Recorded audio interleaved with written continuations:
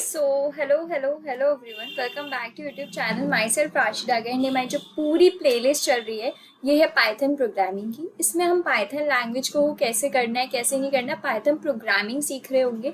तो ऑलरेडी हमने unit 1 cover कर लिया है विद सारे कॉन्सेप्ट्स कवर करें और थ्योरेटिकली भी अच्छे से देखा है, कोड भी अच्छे से करा है और साथ के साथ हमने प्रीवियस ईयर्स के क्वेश्चंस लगाए so that you guys can boost your of confidence.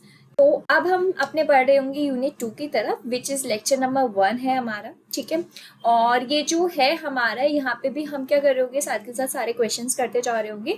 हर एक लेक्चर में थोड़े थोड़े क्वेश्चंस देख रहे होंगे सो दैट आपको थोड़ा आइडिया लगता जाए, ठीक है। तो ये जो हमारी है ये इसका जो नेम है, जो हम मतलब बेसिकली हम जो चैप्टर पढ़ने वाले हैं उसका हमें मतलब पता होना चाहिए कि क्या है। तो ये है हमारा पाइथन प्रोग्राम फ्लो कंट्रोल, या फिर आप बोल सकते हो आपको कंडीशनल ब्लॉक्स, ठीक है। मतलब ये आपके दोनों अलग अलग है, ठीक है। क्या है क्या नहीं ये मैं आपको अच्छे से बताऊंगी। क्या कि अभी तक हमने क्या पढ़ा, अभी तक हमने प्रीवियस वीडियोस में देखे डेटा टाइप्स, वेरिएबल्स देखे, कैसे कोड करना है, कितने टाइप के होते हैं हमने वो भी देखा, हर एक टाइप को हमने कोड करा। अब हम क्या कर रहे होंगे उसके अंदर जा रहे होंगे डिटेलिंग में, ठीक है। अभी हो सकता है आपको इसका चैप्टर का नेम समझ नहीं आ रहा हो, बस आप ये समझ लो जो हमारा पाइथन प्रोग्राम फ्लो कंट्रोल है ना, ये क्या करता है, आप जो भी होते हैं मल्टीपल्स आपकी कंडीशंस होती है वो यहाँ पे अप्लाई होती है, कैसे आपका कंडीशन अप्लाई होनी। और ये जो है आपके कंडीशनल ब्लॉक्स, ये क्या करते हैं, कंडीशनल ब्लॉक्स आपकी कंडीशंस प्रोवाइड करते हैं। और प्रोग्राम फ्लो कंट्रोल ये बताते हैं कि आपका कोड कैसे एग्जीक्यूट होगा, किस तरीके से एग्जीक्यूट होगा। अगर समझ में नहीं आए कोई नहीं, अभी हम आगे चढ़ेंगे बढ़ेंगे तो आपको सारी चीजें समझ में आ जाएंगी। तो पहली चीज आपको जो समझ में आनी चाहिए कि आपकी कंट्रोल फ्लो स्टेटमेंट्स क्या होते हैं प्रोग्रामिंग में। लाइक कि अगर आपसे कोई पूछ ले कि यार कंट्रोल फ्लो स्टेटमेंट से क्या है, तो वो आपको चीज पता होनी चाहिए, ठीक है। देखो पहले मैं एक बार पढ़ दे रही हूँ फिर हम उसको अच्छे से समझोगे।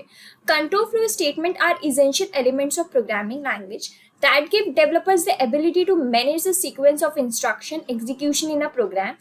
They allow for repeated execution of a code block, conditional execution of a code segments, and the ability to stop or bypass specific lines of code. देखो ये ना मैंने सिर्फ आपको उस पॉइंट ऑफ व्यू से दे दिया, अगर बाई चांस आपके क्वेश्चन आ जाए कि कंट्रोल फ्लो स्टेटमेंट क्या होता है तो आप ये अपने आंसर में लिख सकते हो, बट मैं आपको बताती हूँ हिंदी में एक शॉर्ट सिंपल सा आंसर। आपके जो कंट्रोल फ्लो स्टेटमेंट्स होते हैं ना वो बहुत ज्यादा इसेंशियल एलिमेंट्स है प्रोग्रामिंग लैंग्वेज के। अब मैं ऐसा क्यों बोल रही हूँ कि आपकी जो है ये इसेंशियल एलिमेंट्स कैसे है, मैं ऐसा क्यों बोल रही हूँ, क्या रीजन है जो मैं ये बोल रही हूँ कि आपके इसेंशियल एलिमेंट्स है, क्योंकि आप जो भी चीज लिखोगे, ठीक है, अब आप चाहते हो कि वो चीज आपकी मल्टीपल टाइम हम लिखें, बट आप अपने कोड को एक अच्छे जो डेवलपर और एक जो अच्छे कोडर की निशानी होती है ना कि वो अपने कोड को गंदा नहीं करता। अब गंदा कैसे होता है देखते हो अभी, ठीक है।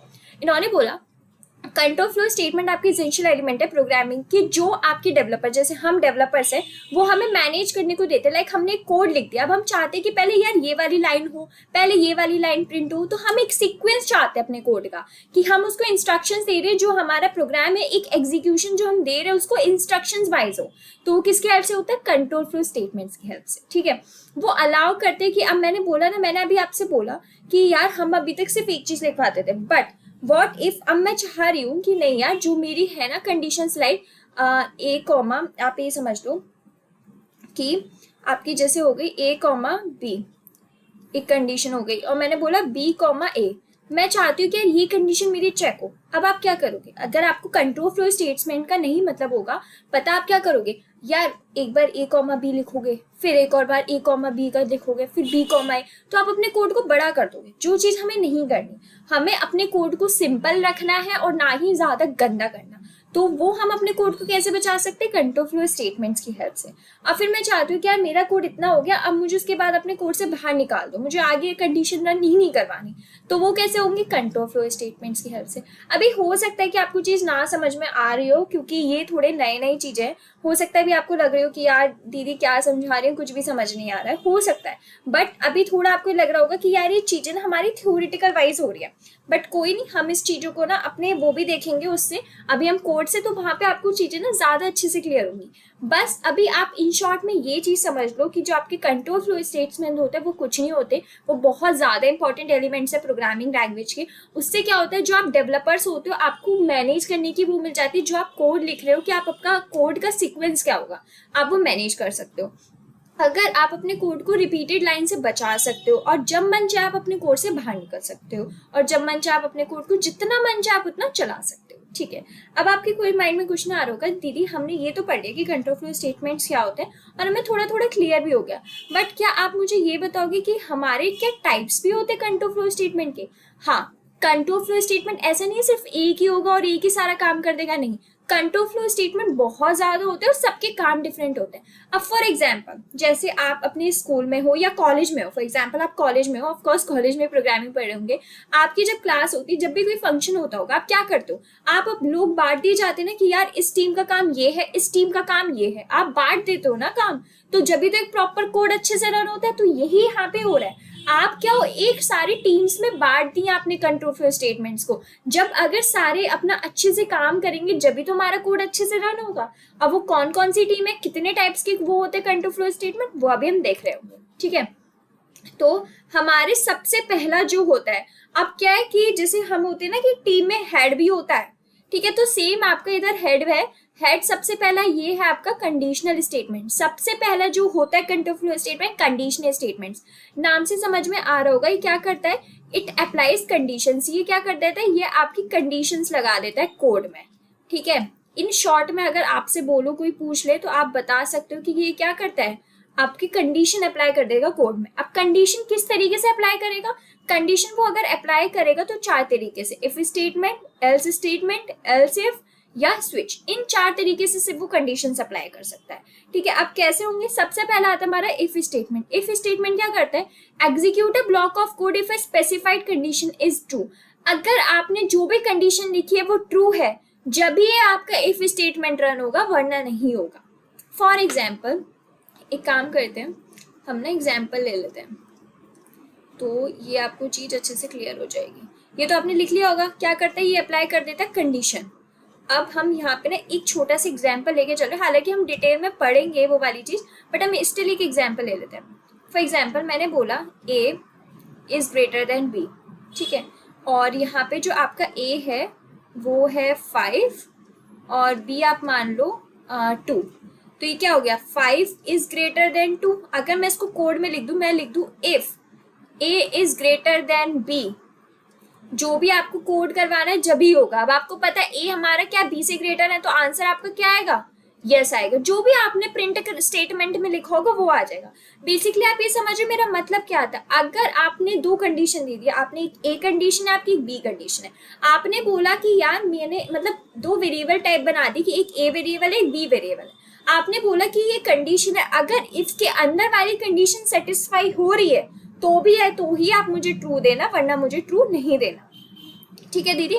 ये तो समझ में आ गया, अगर कंडीशन सेटिस्फाई हो तो हमें ट्रू देना है।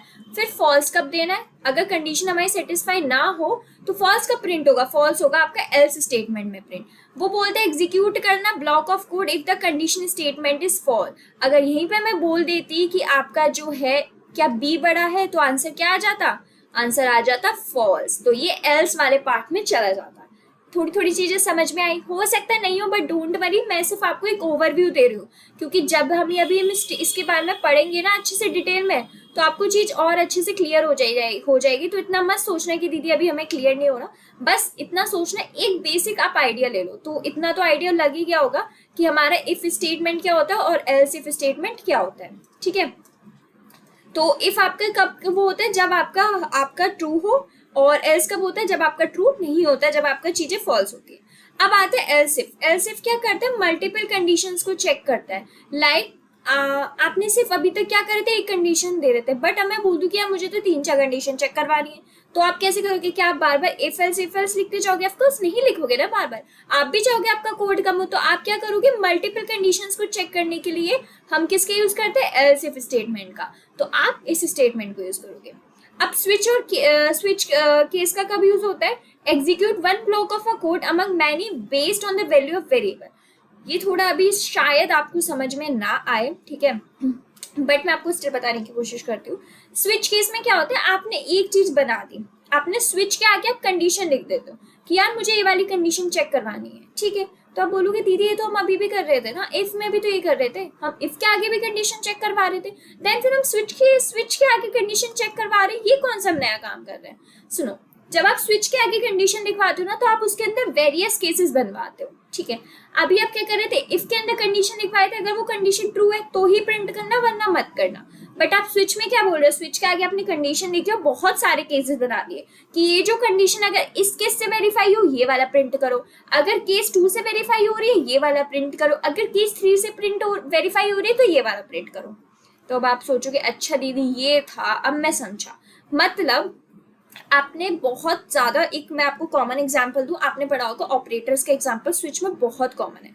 देखो क्या होता है, देखो जैसे होता है हमारा स्विच लिखा है, ठीक है, स्विच के आगे कंडीशन लिख देते, लाइक ऑपरेटर्स की कंडीशन लिख दी। उन्होंने बोला केस 1, अगर प्लस प्लस वाली कंडीशन हो रही तो एक कर दो। फिर आपने बोला केस सेकेंड, अगर माइनस वाली कंडीशन है ये, सेम आपका केस थर्ड, ये मतलब आप समझ रहे हो। आपने क्या करा, बहुत सारे स्विच के आगे कंडीशन लिख दी आपने, फिर वेरियस केसेस बना दिए। अगर केस 1 से हो रही है तो ये वाला कर दो, केस 2 से हो रही है तो ये वाला कर दो, केस 3 से हो रही है तो ये वाला कर दो, ठीक है। जैसे ही कर दो वैसे ही आप बाहर निकल जाओ, सिंपल। तो ये थे आपके कुछ कंडीशनल स्टेटमेंट्स। होपफुली आपको ना थोड़ी थ्योरेटिकल वाइज समझ में आ गया होगा, क्योंकि जब हम अभी डिटेल में पढ़ेंगे ना विद कोड, तो वो चीज़ आपको अच्छे से समझ आ जाएगी, ठीक है। तो पहले हमारे पहले टाइप के तो क्लियर हो गए। अब हमारे आते हैं ये दूसरे टाइप के, जो है हमारे लूपिंग स्टेटमेंट्स। अब लूपिंग स्टेटमेंट से समझ में आ रहा होगा यार, कुछ तो हमारी लूप वगैरह का काम चल रहा है, मतलब रिपीटेशन हो रही है, यानी कि एक बार हो गया, फिर दूसरी बार हो गया, फिर तीसरी बार हो गया। एक तरीके से क्या हो रहा है यहाँ पे, आपकी रिपीटेशन टाइप चीजें चल रही है। लूपिंग किससे, आप ये तो समझोगे कि हाँ मतलब लूप चल रही है, यानी कि एक के बाद एक के बाद एक के बाद एक के बाद आपकी चीजें क्या होती जा रही है, रिपीट होती जा रही है, ठीक है। अब कैसे हो रही देखेंगे। जैसे अभी आपने देखा था कंडीशनल स्टेटमेंट्स थे कि इफ स्टेटमेंट है, एल्स है, ये मतलब 4 टाइप्स के कंडीशन स्टेटमेंट्स है। ऐसे ही आपके लूपिंग में भी टाइप्स होते हैं। अब लूपिंग में कितने होते हैं आपके, पहला होता है आपका फॉर लूप, ठीक है, पहला है फॉर लूप, सेकंड है व्हाइल लूप, थर्ड है आपका डू व्हाइल लूप। कैसे, अब फॉर लूप क्या करता है, देखो यार सबके सिंटेक्स होते हैं, मैं अभी आपको सिंटेक्स वगैरह नहीं बताऊंगी, क्योंकि क्या होगा आपकी माइंड में ना बहुत सारी कंफ्यूजन हो जाएगी। अभी मैंने आपको कंडीशनल का सिंटेक्स बता दिया, तो मुझे लग रहा है, मुझे ऐसा फील हो रहा होगा आपकी माइंड में थोड़ी ना वो कंफ्यूजन चल रही होगी कि यार दीदी हम ये कैसे समझे, हम ये कैसे समझे। तो अभी मैं आपको वो चीज़ नहीं बताऊंगी, हम एक काम करते हैं, सिर्फ अभी थ्योरेटिकल वाइज पढ़ते हैं, क्योंकि लेटर हम इसका डिटेल्ड एक्सप्लेनेशन लेने वाले हैं, तो मैं जब आपको अच्छे से सिंटेक्स वगैरह क्लियर कर दूंगी, ठीक है। तो फॉर लूप में क्या होता है, repeat a block of a code a specific number of time. मतलब आपने बोला मेरे कोड को 100 बार चलाओ भैया, तो 100 बार चलेगा। आपने बोला भाई नहीं 1000 बार चलाओ, तो 1000 बार चलेगा। आपने बोला नहीं भैया एक काम करो 200 चला दो, 200 चलेगा। लाइक आपको एक स्पेसिफाइड नंबर ऑफ टाइम तक चलेगा। फॉर लूप में आप जब तक कोड चलवाओगे, जब तक आपका स्पेसिफिक नंबर ऑफ टाइम्स होगा, आपने जितना उसको दिया होगा उतना। व्हाइल लूप में क्या होता है, repeat a block of code as long specific condition is true. इसमें क्या है, इसमें ये नहीं है कि आपके स्पेसिफिक नंबर ऑफ टाइम ही चलेगा, इसमें ये जब तक आपकी कंडीशन ट्रू नहीं हो जाती, जब तक वो कोड चलेगा। मतलब जो आपने उसमें कंडीशन दी होगी, जब तक वो ट्रू नहीं होगी, जब तक आपका कोड चल रहा है, ठीक है। डू वाइल क्या होता है, ये सिमिलर होता है व्हाइल लूप से, बट ये इसमें क्या होता है, एक चीज होती है condition is test after the code block is executed. इसमें क्या है, व्हाइल लूप की तरह होता है, बट जैसे फॉर एग्जांपल यहाँ कंडीशन देखिए, वो कंडीशन जब चेक होगी जब एक बार आपका यहाँ पे जो ब्लॉक ऑफ कोड होगा एग्जीक्यूट हो जाएगा। मतलब कि आपका एक बार तो ये वाला ब्लॉक ऑफ कोड एग्जीक्यूट होगा ही होगा, अंटिल आपको नहीं पता कंडीशन सेटिस्फाई हो रही है नहीं हो रही, आपको उससे कोई मतलब नहीं। आपका एक बार ब्लॉक ऑफ कोड तो एग्जीक्यूट हो गए, फिर उसके बाद ही वाली कंडीशन चेक होगी कि मतलब भाई कंडीशन थी भी या नहीं थी, ठीक है। तो ये थे हमारे सॉरी, ये थे हमारे 3 टाइप के लूपिंग स्टेटमेंट जो कि मोस्ट कॉमनली यूज होते हैं, ठीक है। अब अभी तक हमने 2 टाइप्स के वो पढ़ ली, कंट्रोल फ्लो स्टेटमेंट्स कौन कौन से होते हैं। अब हम अपने चलते हैं नेक्स्ट टाइप की तरफ, जो है हमारा जंप स्टेटमेंट। अब जंप स्टेटमेंट से ये मत समझ लेना कूदने वाला स्टेटमेंट, काइंड ऑफ वैसे ही स्टेटमेंट है, बट थोड़ा इसमें डिफरेंस है। वो कैसे, वो मैं आपको बताती हूँ। जंप स्टेटमेंट में आपका क्या आता है, पहला आता है आपका ब्रेक स्टेटमेंट। अब ब्रेक स्टेटमेंट क्या होता है, देखो ब्रेक स्टेटमेंट क्या करता है, terminate the loop or a switch statement and it transfer execution to the statement immediately following the loop or the switch. मतलब आपको मैं शॉर्ट बताऊं तो फॉर एग्जांपल आपके यहाँ पे कोई लूप चल रही है, ठीक है। आपने क्या बोला कि यहाँ पे हमारी कोई लूप चल रही है, और आपने बोला ये लूप की अगर कंडीशन, आपने फॉर एग्जांपल फॉर लूप चल रही है, आपने यहाँ पे लूप चल रही है, यहीं पे आपने कंडीशन दे दी है। आपकी जैसी ही कंडीशन मैच हो आपने लिख दिया ब्रेक। ब्रेक मतलब यहाँ से कूद जाना। जैसे ही आपकी ये वाली कंडीशन मैच होगी तुरंत ब्रेक वो वाला जो आपने लगाया है ब्रेक स्टेटमेंट वो एग्जीक्यूट होगा। जैसे आपकी कंडीशन मैच हुई आप कोड से बाहर आ जाओगे। नो मैटर आपकी उसके बाद कितनी कंडीशंस बची हैं उससे कोई मतलब नहीं, बट जैसी कंडीशन मैच होगी ना आप लूप से क्या आ जाओगे, बाहर आ जाओगे। यही काम होता है ब्रेक स्टेटमेंट का। ठीक है, समझ में आ गया होगा इन शॉर्ट ब्रेक स्टेटमेंट का काम क्या है। आपने कोई लूप चलाई, जैसे ही आपकी कंडीशन मैच हुई आप तुरंत बाहर आ जाओ, उस लूप से आगे मत बढ़ो। ठीक है। सेकंड होता है आपका कंटिन्यू स्टेटमेंट। कंटिन्यू स्टेटमेंट क्या बोलता है, skip the current iteration of a loop and proceed to the next iteration. मतलब कि आप ये समझ लो आपने एक लूप यहाँ पे चलाई है, ठीक है, आपने बोला कि ये वाली लूप चल रही, बट आपने नीचे कंडीशन दे रही हो, यहाँ पे लिख दिया आपने कंटिन्यू। ठीक है, आपने क्या बोला कि भैया ये लूप तो चली रही है हमारी, बट जैसे ये लूप इस कंडीशन में से मैच हो कंटिन्यू कर दो। मतलब सिर्फ इसी वाले पार्ट को अपने कोड से हटा दो, बाकी और किसी पार्ट को मत हटाना, सिर्फ इस वाले आइट्रेशन को स्किप कर देना और उसके बाद जो आइट्रेशन है उस पर जंप कर जाना। ठीक है, मतलब ब्रेक स्टेटमेंट और कंटिन्यू स्टेटमेंट में बहुत बार पूछ लिया जाता है डिफरेंस क्या है। तो डिफरेंस यही है आपका ब्रेक और कंटिन्यू में। ब्रेक स्टेटमेंट क्या बोलता है कि भैया आपने लूप लिखी है, जब आपकी कंडीशन मैच हो जाए जब मुझे बाहर निकाल दो लूप से तुरंत। पर कंटिन्यू स्टेटमेंट क्या बोलता है, बोलता है आप जब आपकी लूप चल रही है और उसके अंदर जो मैंने कंडीशन दी है, जैसे ही वो कंडीशन है वो वाली कंडीशन आप बस स्किप कर देना, उसके अगली वाली कंडीशन पे कूद जाना। मतलब सिर्फ जहां आपको कंटिन्यू लिखा है उसके ऊपर जो कंडीशन लिखी होगी ना, बस वो वाली कंडीशन आपकी एग्जीक्यूट नहीं होगी, वहां से आप बाहर निकल जाओगे तुरंत।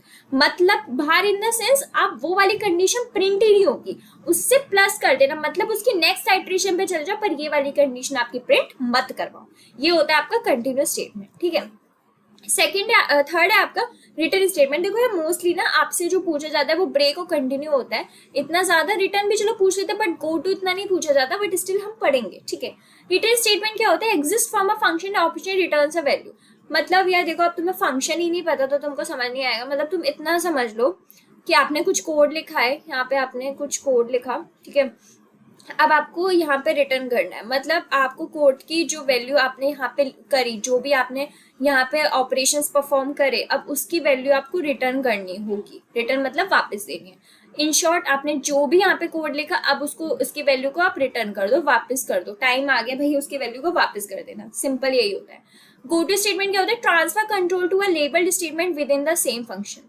मतलब या मैं यहाँ पे फंक्शन लिख के दिखा रही हूँ, ये मत समझना अभी कोड क्या है क्या नहीं, कोड में ध्यान मत देना, बस चीज समझना। फॉर एग्जाम्पल आपने स्टेज लिखा, कुछ लिखा कोड, यहाँ पे आपकी कंडीशन चेक हुई, फिर आपका गो टू आ गया। मतलब देखो ये आपका फंक्शन है, यहाँ पे आपकी कुछ कंडीशन आपने कोड लिखा है, यहाँ पे आपकी कंडीशन चेक हुई, जैसी कंडीशन हुई आपका आपने देखा कंपाइलर ने अच्छा गो टू लिखा है। गो टू मतलब वापस अपने फंक्शन पे पहुंच जाना। जहां पे गो टू लिखा है वहां जो आपने फंक्शन आपका मेन था, जिस फंक्शन में गो टू लिखा है ना, वो तुरंत उस गो टू जो होता है उस फंक्शन पे तुरंत लौटा देता है, तुरंत ट्रांसफर कर देता है एग्जीक्यूशन। ठीक है, तो हो सकता है थोड़ा बहुत आपको समझ नहीं आया हो, बट मैंने ट्राई करा है। अभी ना सिर्फ थियोरेटिकली वाइज से समझना, इतना ध्यान मत देना। ठीक है, आई होप आपको ना ये 3-4 स्टेटमेंट समझ में आ गए होंगे। ठीक है, यही थे हमारे मेनली आपके, जो मैं बोलूँ आपके वो क्या कंट्रोल फ्लो स्टेटमेंट जो आपसे पूछ लिए जाते हैं। ठीक है, तो यहाँ पे आपके तीनों क्लियर हो गए। कौन कौन से हमने पढ़े, कंडीशंस पढ़ ली, हमने जंप स्टेटमेंट्स पढ़े, हमने लूपिंग वाले पढ़े जो कि मोस्टली पूछे जाते हैं। अब हम बढ़ते हैं अपने आगे कंडीशनल स्टेटमेंट्स पे। देख रहे हो अभी आपने क्या करा था, अभी आपने कंडीशनल स्टेटमेंट्स पढ़े थे, ओवरव्यू लिया था। अब हम क्या कर रहे होंगे, अब हम उसको डिटेल्ड में पढ़ रहे होंगे। डिटेल्ड में मतलब जो अभी तक हमने सिर्फ ओरल वाइज देखा था और थ्योरी ऊपर से देखी थी, बट अब हम उसको डीपली पढ़ रहे होंगे और एक एक चीज हम कोड करके देख रहे होंगे। ठीक है, तो कंडीशनल स्टेटमेंट्स मैंने बता ही दिया क्या होती है, क्या वही कंडीशंस होती है। Conditional statements in programming used to execute certain block of code based on specific conditions. देख रहे हो मैंने बोला था कुछ कंडीशंस पे बेस्ड होती है, स्पेसिफिक कंडीशन दी जाती है आपकी, वही आपकी कंडीशनल स्टेटमेंट्स हैं।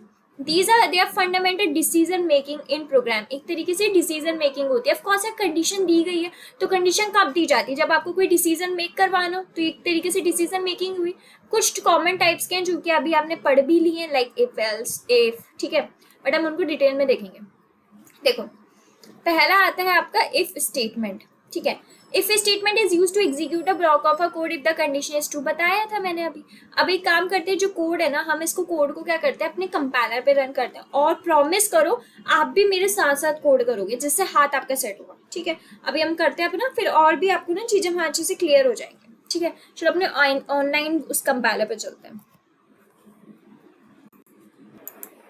तो एक काम करती हूँ, मैं इसको साइड बाई साइड खोल लेती हूँ, ठीक है, तो ये ना अच्छे से हो जाएगा। ओके, तो चलो सबसे पहले हम कोड लिखते हैं। मैं आपको साथ के साथ कोड समझाते भी जाऊंगी एक एक लाइन, ठीक है। तो मैंने a को वैल्यू दे दी 5, ठीक है, ये तो चीज़ पता है यार, हमने एक a वेरिएबल बनाया, उसको हमने 5 स्टोर करवा दिया। फिर मैंने कंडीशन लगाई, मैंने बोला कि इफ आपका a जो है 5 के इक्वल है। अब आप सोचो कि एक चीज़ आपके माइंड में आ सकती है, और वो क्या चीज़ है, वो ये चीज़ है, देखो आपके माइंड में ये चीज़ आ सकती है कि दीदी हमारा जो है, आपने क्या लिखा, a इज इक्वल टू 5, ये क्या ऑपरेटर्स हैं। अगर जिसने प्रीवियस वीडियो देखी होगी उसको तो ये चीज समझ में आ गई होगी कि क्या ऑपरेटर है, क्या ऑपरेटर नहीं है। अगर जिसने प्रीवियस वीडियो नहीं देखी होगी वो अटक जाएगा। इसलिए मैंने आपसे बोला था कि यार प्रीवियस वीडियो ना देख लेना, सिर्फ यही रीजन था जो मैं आपसे बोल रही थी, क्योंकि क्या है, अब आपके साथ के साथ आपके ऑपरेटर्स भी आते जाएंगे, तो आपको ये चीज पता होनी चाहिए कि भैया कैसे ऑपरेटर्स वर्क करते हैं, ठीक है। तो आपने क्या करा, आपने बोला क्या हमारा ए 5 के इक्वल है, अगर इक्वल है तो क्या प्रिंट करा देना। हमने बोला ए इज इक्वल टू 5, ये प्रिंट करा देना। अब देखते हैं कि 5 के इक्वल है या नहीं। तो देखो a इज इक्वल टू 5 आ गया, क्यों, क्योंकि भैया a 5 के इक्वल है ना। a को वैल्यू क्या दी गई थी, 5 दी गई थी। अगर मैं यहाँ पे लिखूँ a को वैल्यू दी गई थी 5, तो 5 इज इक्वल टू 5 ही तो हुआ। तो आंसर क्या, आंसर तो सही है हमारे, इफ स्टेटमेंट वेरीफाई कर रहे हैं, तो ये तो चीज होगी। नहीं कहा, चलो अब आपको इफ स्टेटमेंट अच्छे से क्लियर हो गया, विद कोड समझ में आ गई वाली चीज। अब हम बढ़ते हैं if else statement. If else क्या बोलते हैं कि if else statement is used to execute one block of a code if the specified condition is true and another block of a code if the specified condition is false. मतलब अगर आपकी specified condition जो आपने condition दी है, अगर वो सही है तो ट्रू प्रिंट करा दो, अगर कंडीशन ठीक नहीं है तो क्या प्रिंट करा दो, फॉल्स प्रिंट करा दो, ठीक है। चलो कोड के साथ देखते हैं, वही सेम चीज है, क्लियर हो जाएगी आपको। चलो मैंने बोला a को वैल्यू मैंने दे दी 10, ठीक है। फिर मैंने कंडीशन बोली क्या जो है हमारा a जो है a है 5 के इक्वल, मैंने कंडीशन ये दे दी, ठीक है। फिर मैंने बोला अगर ये वाली कंडीशन हो रही है सही तो एक मिनट सॉरी, अगर ये कंडीशन हो रही है सही तो क्या करवा दो, तो लिख देना a इज इक्वल टू 5, तो आप ये लिख देना। बट अगर ये कंडीशन नहीं हो रही है तो क्या होगा, हाँ, फिर अगर मैंने बोला अगर ये कंडीशन ठीक नहीं है तो एल्स वाला पार्ट प्रिंट होगा। एल्स वाले पार्ट में क्या था कि भैया नहीं है तो लिख दो साफ साफ कि a is not equal to 5, ठीक है। अब चलो प्रिंट करके देखते हैं क्या आता है हमारा answer. a is not equal to 5, क्यों नहीं है भैया, देखो हमारी a की जो वैल्यू थी वो 10 थी, क्या 10 हमारे 5 के इक्वल है या नहीं, ऑफकोर्स नहीं है, तो क्या प्रिंट होगा, a is not equal to 5, ठीक है। तो आई होप आपको ना ये वाली चीज अब क्लियर हो गई होगी।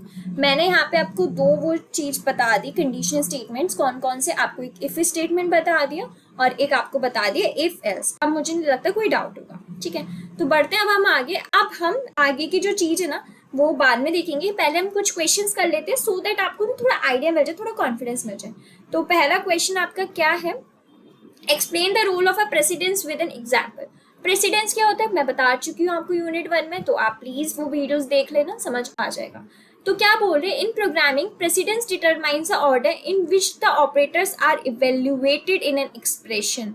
आप देख रहे हो जो प्रोग्रामिंग में प्रेसिडेंस क्या डिटरमाइन करता है, जो आपके ऑपरेटर्स होते हैं। अब ऑपरेटर्स कौन से, कि प्लस माइनस मल्टीप्लाई डिवाइड हो गया, ठीक है, मॉड्यूलो ऑपरेटर हो गया, इक्वल टू हो गया, not equal to, left shift हो गया, राइट शिफ्ट हो गया, कॉम्प्लीमेंट हो गया, ठीक है, बहुत सारे होते हैं हमारे ऑपरेटर्स। ये सारे क्या है हमारे, ये हमारे हैं ऑपरेटर्स, ठीक है। तो प्रीवियस वीडियो में मैंने बहुत अच्छे से बताया ऑपरेटर्स वाला कॉन्सेप्ट। तो आपके प्रोग्रामिंग में प्रेसिडेंस क्या करते हैं, डिटरमाइन करता है ऑर्डर कि आपके ऑपरेटर्स किस तरीके से एक्सप्रेशन में वैल्यूएट होंगे, कि कौन सा ऑपरेटर पहले आएगा, कौन सा ऑपरेटर बाद में आएगा, वो चीज कौन बताता है, आपका precedence. Operators with higher precedence are evaluated before this with lower precedence. Of course है, जो ऑपरेटर्स की हायर प्रेसिडेंस होगी वो पहले इवैल्यूएट होंगे, जिनकी लोअर होगी वो बाद में होंगे। For instance in the arithmetic operation 3 + 5 × 2, आपको ये पता है कि मल्टीप्लिकेशन ऑपरेटर की एक एग्जाम्पल से उन्होंने समझाया है। उन्होंने बोला कि हमने एग्जाम्पल दे दिया आपको एग्जाम्पल उन्होंने यहाँ पे दे दिया, मैं यहाँ लिख देती हूँ 3 + 5 × 2।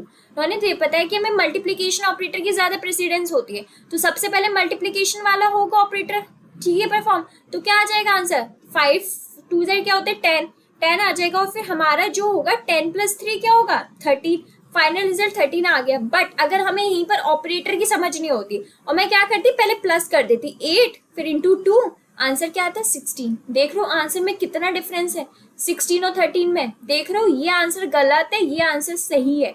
इसलिए क्या होता है कभी कभी ना क्वेश्चंस पूछ लिए जाते हैं एग्जाम्स में ऑपरेटर्स की प्रेसिडेंस में, और जिनको ऑपरेटर्स की प्रेसिडेंस नहीं पता होती ना वो अटक जाते हैं, उनका आंसर गलत हो जाता है। कॉन्फिडेंस से जाते हैं क्या हमारा सही है, बट प्रॉपर प्रेसिडेंस की आपको ऑपरेशंस जो हैं ऑपरेटर्स जो होते हैं परफॉर्म करने आने चाहिए, ठीक है। Understanding operator precedence is crucial to writing a correct and predictable code, जो मैंने बताया अभी आपको, as it ensures that expressions are evaluated in the intended order. To control the order of evolution explicitly parenthesis can be used, for example this. अब इन्होंने extra बता दिया कि अगर आपको समझ नहीं, देखो हमने बहुत छोटे में ना बॉडमास रूल पढ़ा था, तो वही वाला उन्होंने कॉन्सेप्ट दे दिया, अगर आपको नहीं आ रहा समझ तो आप पैरेंथेसिस का भी यूज कर सकते हो, but I prefer you have the knowledge of a precedence की कि कैसे प्रेसिडेंस वर्क कर रहा है, सो आपको ये आगे भी बहुत काम आएगी, ठीक है। तो चलो बढ़ते हैं अब अपने नेक्स्ट क्वेश्चन की तरफ, जो कि है हमारा, how do you read an input from a user in Python to be used as an integer in the rest of the program? Example, explain with an example. मतलब आप इनपुट जो है यूजर से जब आप इनपुट लेते हो तो उसको कैसे रीड करते हो, किस लैंग्वेज में, पाइथन में, और उसको कैसे यूज करते हो इंटीजर की तरह अपने सारे बच्चे कुछ प्रोग्राम में, एक्सप्लेन करो एग्जाम्पल की हेल्प से। चलो ठीक है, बताते हैं हम कैसे यूज करते हैं, ठीक है। तो देखो थोड़ा आपको लग सकता है बट इट्स इम्पॉर्टेंट कि आपको थ्योरेटिकली भी चीजें पता हो, ठीक है। पाइथन क्या करता है, to read an input from a use and use it as an integer in the rest of the program. हम यूज करते हैं इनपुट फंक्शन का, we use the input function, जो आपको क्या करता है, आप यूजर से इनपुट लेते हो, बाद में हम उसको इंटीजर की तरह पढ़ते हैं, हेल्प करते हैं, अपने पूरी यूज करते हैं अपने प्रोग्राम में, किससे, इनपुट फंक्शन की, जो कि कंबाइंड होता है हमारा इंट फंक्शन। इंट फंक्शन तो पता है यार, पढ़ाई था वेरिएबल्स डेटा टाइप्स में बहुत, ठीक है। द इनपुट फंक्शन क्या करता है, रीड करता है यूजर के इनपुट को एज अ स्ट्रिंग। सबसे मेन इंपॉर्टेंट बात कि जो हमारे इनपुट फंक्शन होते हैं, जो भी यूजर ने इनपुट दिया वो किस तरीके से पढ़ेगा, स्ट्रिंग में, और जो हमारा इंट है वो किस में कन्वर्ट कर देता है बाद में उसको, इंटीजर में। कन्वर्जन देख रहे हो आप, वो पढ़ेगा आप अपने किस में, स्ट्रिंग में, और लेटर ऑन उसको किस में कन्वर्ट कर देगा, वो कन्वर्ट कर देगा आपको लेटर ऑन इंटीजर में, ठीक है। फॉर एग्जाम्पल भी दिया इन्होंने, जैसे if you want to read the user's age you would write as int input enter your age. तो इनपुट फंक्शन के उन्होंने क्या लिखा, एंटर योर एज। तो ये भी इसको कैसे पढ़ेगा, स्ट्रिंग की तरह पढ़ेगा, बट इंट क्या करेगा, जो भी एज डालेगा ना इंसान उसको किस में कन्वर्ट कर देगा, आपकी इंटीजर में। This prompt the user to enter the age, read the input as a string. मैंने बताया इनपुट फंक्शन क्या करेगा, आप जो भी उसमें इनपुट डालोगे वो स्ट्रिंग की तरह पड़ेगा, बट इंट क्या कर देगा, उसको कन्वर्ट कर देगा इंटीजर में, स्टोर करवा देगा वेरिएबल एज में।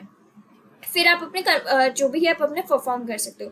जैसे उन्होंने एज लिखा, एज वेरिएबल बनाया उन्होंने, इनपुट एंटर योर एज, जो भी ये होगा इनपुट क्या करेगा, इसको पढ़ेगा तो स्ट्रिंग की तरह, बट इंट किस में कन्वर्ट कर देगा, इंट इसको कन्वर्ट कर देगा इंटीजर में, ठीक है। तो इन्होंने करा 100 - एज, अपने स्टोर करवा लिया। सिंपल सा फंडा, इतना नहीं है, बस इतना ध्यान रखो कि इनपुट फंक्शन आपका स्ट्रिंग में पढ़ता है, बट वो इंट क्या कर देता है, उसको इंटीजर में कन्वर्ट कर देता है, ठीक है। देखो यार ये ना सारे प्रीवियस ईयर्स के क्वेश्चंस पेपर है, तो प्लीज इसको हल्के में मत लेना, ये क्वेश्चन आया हुआ है, तो अब आप समझ लेना अगर इस टाइप का क्वेश्चन आ सकता है तो कैसे टाइप के क्वेश्चन आ सकते हैं, ठीक है। तो this is all for today. I hope you love the unit 2 lecture 1, जिसमें हमने क्या पढ़ा, ठीक है। हमने पढ़ा कंट्रोल फ्लो स्टेटमेंट्स कौन से होते हैं, हमने उसके टाइप्स पढ़े, बहुत सारे टाइप्स पढ़े, हमने कंडीशनल पढ़ा, हमने जंपिंग स्टेटमेंट्स पढ़े, हमने लूप्स पढ़े, फिर हम डिटेल में आए कंडीशनल स्टेटमेंट्स के, जिसमें हमने दो टाइप के पढ़ लिए, विच इज इफ स्टेटमेंट और एल्स स्टेटमेंट। नेक्स्ट वीडियो में हम पढ़ेंगे एल्स इफ स्विच के विद कोड के साथ, ठीक है। एंड आई होप आपको सारे लेक्चर्स पसंद आ रहे होंगे। अगर स्टिल कोई भी डाउट है ना, प्लीज कमेंट सेक्शन में मुझे बताना। एंड मैं रोज हर एक लेक्चर में ना हम एक ना एक दो ऐसे क्वेश्चन जैसे अभी हमने करे प्रीवियस ईयर्स के करते जाएंगे, सो दैट हर एक लेक्चर में आपका कॉन्फिडेंस बूस्ट अप हो जाएगा। Till then keep learning.